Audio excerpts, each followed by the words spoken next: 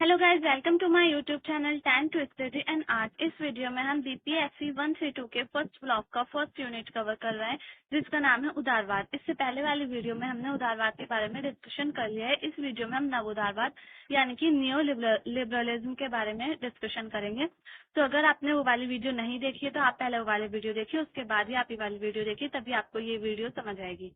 तो नवोदारवाद के बारे में डिस्कस करेंगे। तो नवोदारवाद जो है वो स्वतंत्रता पर बल देता है, पूरी तरह ज्यादा से ज्यादा, जितनी ज्यादा स्वतंत्रता होगी नवोदारवाद उसका ही पक्षधर है। पूरे विश्व में जो है उदारवाद वो हस्तक्षेप की नीति पर भी बल देता है, हस्तक्षेप की नीति को लागू करने की वकालत करता है।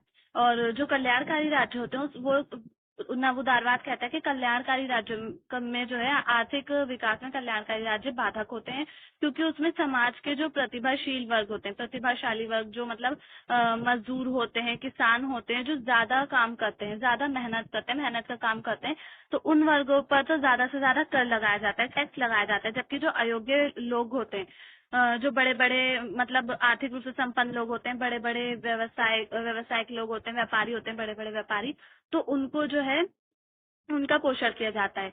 मतलब प्रतिभाशाली मजदूर वर्ग से कर लेकर, टैक्स लेकर, और जो अयोग्य लोग होते हैं, बड़े बड़े व्यापारी होते हैं, उनका पोषण किया जाता है, उनको पैसा दिया जाता है, तो उनका आर्थिक विकास ज्यादा होता है। तो इसलिए कल्याणकारी राज्य का विरोध करता है नवोदारवाद। नवोदारवाद निर्धन वर्ग के को लाभ पहुंचाने के लिए धनवान वर्ग पर कर लगाना अनुचित समझता है। मतलब अगर धनवान वर्ग पर कर लगाना चाहिए, वो ये कहता है।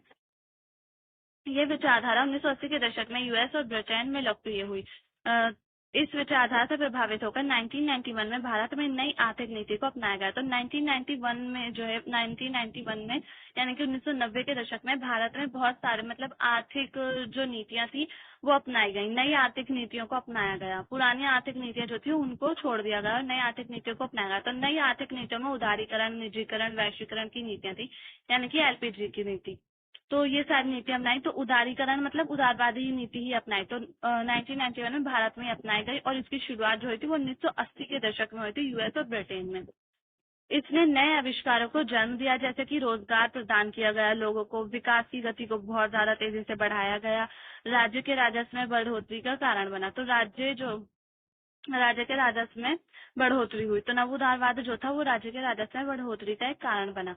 तो 1980 के दशक में नव उदारवाद को अपनाया गया, उदारवाद को नहीं बल्कि नव उदारवाद को अपनाया गया था 1980 के दशक में यूएस और ब्रिटेन में। तो आप ये मत समझना कि उदारवाद को अपनाया गया था, नव उदारवाद की बात करें तो नव उदारवाद को ही अपनाया जाएगा। अब उसके बाद ये उदारवाद निजीवाद एवं वैश्वीकरण पर बल देता है। तो वही एलपीजी की नीति, लिबरलिज्म, प्राइवेटिज्म और ग्लोबलाइजेशन, इस पर जो है बल देता है। एलपीजी की नीतियों पर आर्थिक क्रियाकलाप में पूर्ण स्वतंत्रता की मांग की गई। राज्य निजीकरण को बढ़ावा देकर विश्व के लिए देश के बाजार को खोला गया। मतलब विश्व को एक बाजार की तरह माना गया और जो राष्ट्र थे वो उस बाजार में आना शुरू हो गए। ये ऐसी विचारधारा है जो राज्य और बाजार के संबंध में है। तो नवोदारवाद जो है वो राज्य और बाजार के संबंध में एक विचारधारा है। अब इसके बाद आएगा उदारवाद की अवधारणा के प्रमुख तत्व। तो उदारवादी अवधारणा में क्या तत्व है उसके, तो उन तत्वों के बारे में बात करेंगे। तो भारतीय राजनीतिक उदारवादी अवधारणा है गैर मार्क्सवादी संरचनात्मक, कार्यात्मक या व्यवस्थित अवधारणा है। इसके प्रमुख तत्व इस प्रकार है। तो पहला तत्व जो है वो इसका है संस्थाएं, राजनीतिक संस्थाएं यानी कि राजनीतिक व्यवस्था। ये राजनीतिक व्यवस्था को की तो मांग करता है, लेकिन राज्य नहीं हो उसमें, ये मांग करता है। तो 1980 के माध्यम में राज्य की वापसी पर अधिक जोर दिया गया, लेकिन उदारवादी अवधारणा के प्रभाव के अंतर्गत संरचनात्मक, कार्यात्मक परिप्रेक्ष्य की दृष्टि में राजनीतिक व्यवस्था का प्रयोग किया गया बजाय राज्य के। तो 1980 के दशक में जो है राज्य की वापसी पर बल दिया जा रहा था, लेकिन उदारवादी अवधारणा ने क्या कहा कि उदारवादी अवधारणा के अनुसार राज्य के बजाय राजनीतिक व्यवस्था पर बल दिया गया, राजनीतिक व्यवस्था का प्रयोग करने पर बल दिया गया और राज्य पर बल नहीं दिया गया। इस व्यवस्था की कुछ संस्थाएं विद्यमान है, जिसमें राजनीतिक दल, हित समूह, नागरिक समाज संगठन शामिल है। ये सामाजिक संरचना जैसे जाति, भाषा, धर्म, क्षेत्र, आदिवासी आदि इत्यादि के साथ विचार विमर्श करते हैं।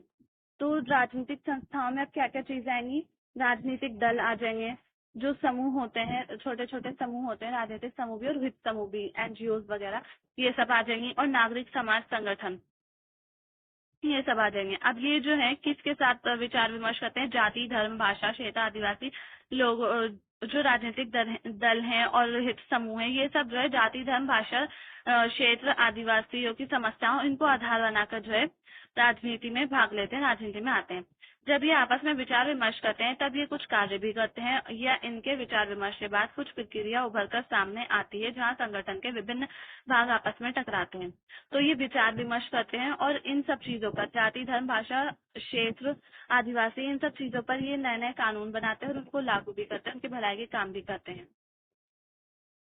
और एक दूसरे को सहयोग करते हैं आपस में। इनके बीच में जब मतलब अलग अलग विचारधाराओं के लोग जब एक साथ काम करेंगे राजनीति में, तो उनमें टकराव भी होंगे, तो उनमें टकराव भी होते हैं संगठनों में और वो एक दूसरे को सहयोग भी करते हैं तथा आम सहमति पर पहुंचते हैं। फिर वो लोग जो होते हैं एक दूसरे को सहयोग करते हैं, टकराव भी होते हैं, फिर उसके बाद वो बातचीत करके आम सहमति पर पहुंच जाते हैं। इसके परिणाम स्वरूप एक व्यवसाय संस्था कायम होती है जिसमें राजनीतिक संस्थाएं, आमतौर पर राजनीतिक दल, प्रभावी समूह, दबाव समूह, प्रभावी या फिर दबाव समूह, विधायिका एवं कार्यपालिका शामिल होती है, शामिल करती है, नहीं शामिल होती है आएगा तो राजनीतिक संस्थाओं में क्या क्या शामिल हो जाएगा? विधायिका, कार्यपालिका, राजनीतिक दल, दबाव समूह जो होते हैं वो भी इसमें आएंगे। दबाव समूह के बारे में एक अलग से चैप्टर है, तो हम उस चैप्टर में डिस्कस करेंगे। दबाव समूह के बारे में बस आप इतना समझिए, कुछ लोग जो होते हैं जैसे कि कुछ लोग जाति, धर्म, भाषा के आधार पर अपने समूह बना लेते हैं और फिर वो कुछ मांगे रखते हैं अपनी सरकार के सामने, तो वो दबाव समूह हो जाते हैं, वो सरकार पर दबाव डालते हैं, तो उन्हीं को ही दबाव समूह या फिर प्रभावी समूह कह सकते हैं। तो दबाव समूह भी राजनीतिक संस्थाओं के रूप में ही काम करती हैं। वास्तव में ये अवधारणा ही भारतीय राजनीति में लगभग 4 दशकों तक 1950 से लगातार कायम रही। तो ये संस्थाएं जो थी वो 1950 से शामिल हुई थी, संस्थाएं यानी कि राजनीतिक संस्थाएं। अब इसके बाद दूसरा आता है प्रक्रियाएं। तो प्रक्रियाओं के अंदर ये अवधारणा विभिन्न संस्थाओं एवं संगठनों के कार्यों का अध्ययन करती है। तो प्रक्रियाओं में क्या शामिल होता है? पहले तो आएगी उदारवाद में संस्थाएं। संस्थाएं कौन कौन सी होती हैं? देख ली, विधायिका, कार्यपालिका और राजनीतिक दल, ये सब। अब ये जो संस्थाएं हैं ये किस तरह से काम करती हैं, इनका प्रोसेस क्या होता है? तो प्रक्रियाओं का मतलब प्रोसेस, तो इनका प्रोसेस क्या होता है इसका अध्ययन किया जाता है प्रक्रियाओं में।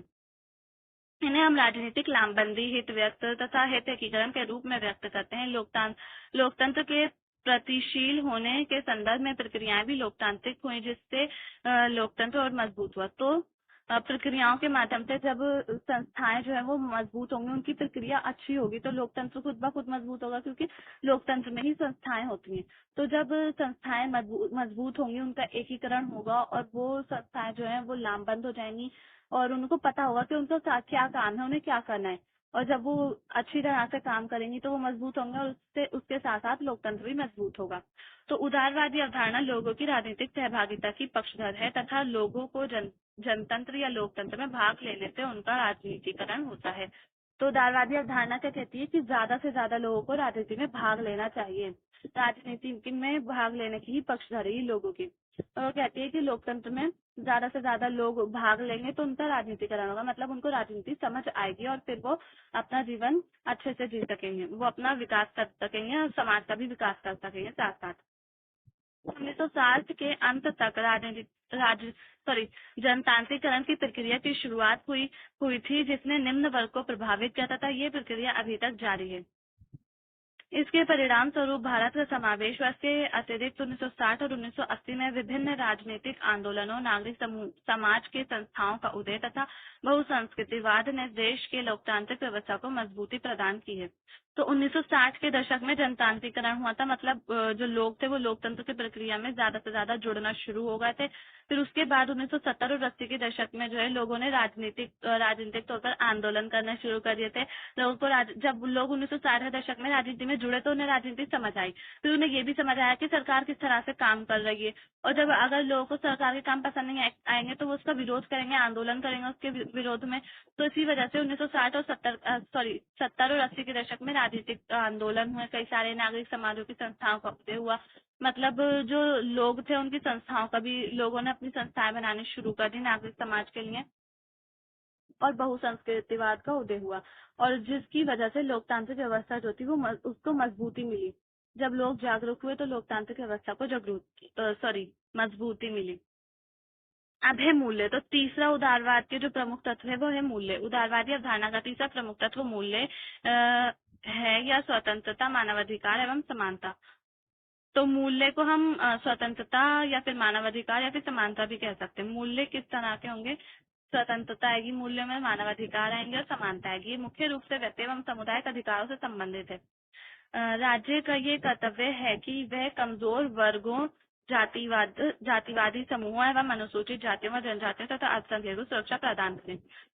तो मूल्यों में स्वतंत्रता, समानता और मानवाधिकार आते हैं। तो मूल्यों का जो मुख्य कर्तव्य होता है वो व्यक्ति और सामुदायिक अधिकारों से संबंधित होता है।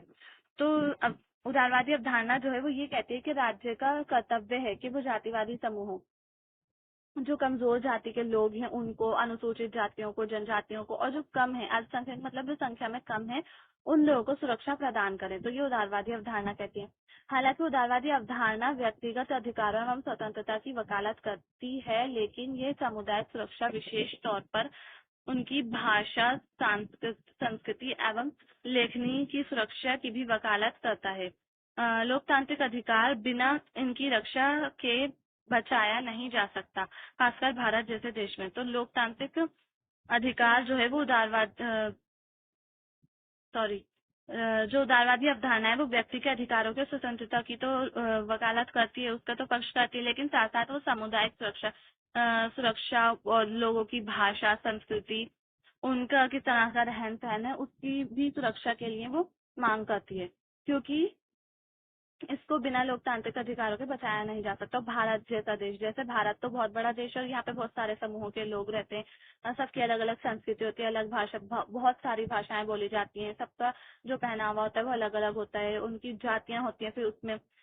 तो इसमें जो है भारत जैसे देश में उदारवादी व्यवस्था जो है वो सामुदायिक सुरक्षा की भी बात करती है।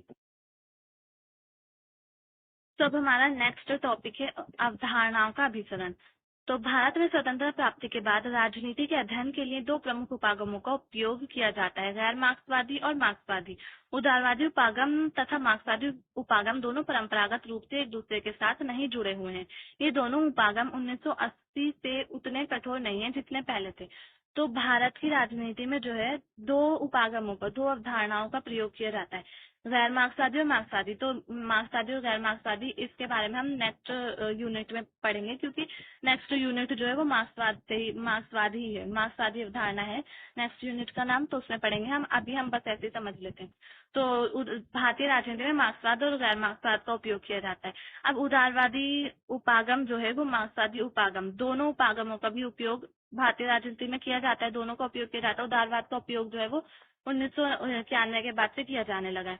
तो उदारवाद और मार्क्सवाद जो है वो एक दूसरे से परंपरागत रूप से एक दूसरे से जुड़े नहीं हुए हैं, मतलब दोनों अलग अलग हैं, परंपरागत रूप से एक दूसरे से जुड़े नहीं हुए हैं, और वो इतने कठोर भी नहीं है जितने पहले कठोर थे। 1980 के दशक के बाद ये दोनों जो है, इनकी उदारवाद की भी नव उदारवादी अवधारणा आ गई और मार्क्सवाद की भी नव मार्क्सवादी अवधारणा या फिर नव मार्क्सवादी अवधारणा आ गई। तो ये 1980 के दशक से पहले जो है उदारवाद और मार्क्सवाद की अवधारणा जो थी वो बहुत ज्यादा कठिन थी, लेकिन बाद में जब ये चेंज हुई, नव मार्क्सवाद और नव उदारवाद में चेंज हुई, तो ये अब इतने कठोर नहीं रहे जितने की पहले थे।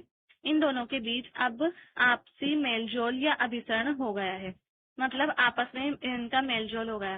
गैर मार्क्सवादी अवधारणा जो है ना, यहाँ पर ये उदारवादी अवधारणा को ही कहा गया है, एक मार्क्सवादी अवधारणा और गैर मार्क्सवादी अवधारणा।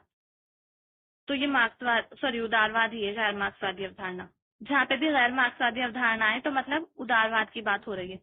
इन दोनों के बीच अब आपसी मेलजोल या अभिसरण हो गया है। ये दोनों अब राज्य राजनीतिक व्यवस्था या इन दोनों का प्रयोग करते हैं, इनसे जुड़े प्रश्नों का उत्तर देते हैं। 1980 के बाद उदारवादी तथा मार्क्सवादी उपागमों के बीच अभिसरण हुआ। इसका उदाहरण हमें कई विद्वानों के लेखों जैसे फ्रांसिस फ्रैंकल, रूडोल्फ तथा प्रवण बर्धन के लेखों में से मिलता है। तो मतलब उन दोनों का अभिसरण हो गया है, उन दोनों का मेलजोल हो गया है। इस बात का सबूत जो है, इस बात का हमें सबूत जो है वो कुछ विद्वानों के लेखों से मिलता है। कुछ विद्वानों ने कुछ लेख लिखे जिनके माध्यम से हमें पता चलता है कि उदारवादी अवधारणा और मार्क्सवादी अवधारणा का वितरण हो गए।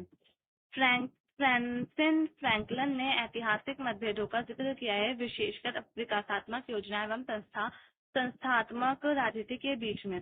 उन्होंने राजनीतिक एवं सामाजिक मुद्दों के बीच अंतर बताया। ये अगर आप करना चाहें तो कर सकते हैं। वैसे मैंने नोट्स बना रखे थे तो इसलिए मैं आपको करा रही हूँ, बस ऐसे रीड करके बता रही हूँ, इतना ज्यादा इम्पोर्टेंट नहीं है, तो आप इस पर ज्यादा ध्यान मत दीजिएगा। अगर आप करना चाहते हैं, पढ़ना चाहते हैं तो पढ़ लीजिए। बर्धन, जो कि एक नववादी विचारक हैं, उन्होंने इसके विपरीत ये तर्क दिया कि भारतीय राज्य, ये बीच में कटा हुआ है इसलिए यहाँ से शुरू हो रहा है इन्होंने से। उन्होंने इसके विपरीत ये तर्क दिया कि भारतीय राज्य एक स्वायत्त संस्था है जो विभिन्न वर्गों के बीच सत्ता के संबंध को स्थापित करने में महत्वपूर्ण भूमिका निभाती है। जबकि रुडोल्फ ने राज्यों को केंद्रीय धुरी बताया तथा भारतीय राजनीति वर्ग राजनीति की तरफ झुकी हुई है। ये तीसरे एक्टर के रूप में कार्य करती है, पूंजी एवं श्रम के बीच में। भारतीय राज्य मांग और कमांड राजनीति के बीच काम करता है। मांग की राजनीति में यह विभिन्न वर्गों की मांग का सामना करता है, जैसे किसान और विद्यार्थी। तो मैंने आपको ये मैंने ऐसे रीड करके बता दिया है, इतना ज्यादा इम्पोर्टेंट नहीं है इसलिए मैंने आपको रीड करके बताया, ज्यादा डिटेल में नहीं समझाया। और मैं इतनी डिटेल में समझा भी नहीं सकती हूँ क्योंकि नोट्स पहले ही बहुत इजी लैंग्वेज में लिखे हुए हैं। अगर मैं ज्यादा डिटेल में समझाऊंगी तो वीडियो बहुत ज्यादा लेंथी हो जाएगी, और लेंथी वीडियो पे ज्यादातर लोग लेंथी वीडियोस नहीं देखते। मैं खुद भी लेंथी वीडियोस देखना पसंद नहीं करती हूँ, तो इस वजह से मैं शॉर्ट वीडियोस ही बनाना पसंद करती हूँ। वो तो सिलेबस ज्यादा होता है, इस वजह से वीडियोस लेंथी हो जाती हैं। सो ये यहाँ पर ही खत्म हो जाता है। नेक्स्ट वीडियो में हम आगे के बारे में बात करेंगे। उदारवाद, अभी चैप्टर खत्म नहीं हुआ है, नेक्स्ट वीडियो में हम उसको कवर कर लेंगे, पूरा फिनिश हो जाएगा चैप्टर। तो अगर आपको ये वीडियो पसंद आए तो प्लीज लाइक करें, शेयर करें, चैनल को सब्सक्राइब करना ना भूलें। समझ नहीं आया तो कमेंट से मुझसे पूछ सकते हैं आप लोग। थैंक्स।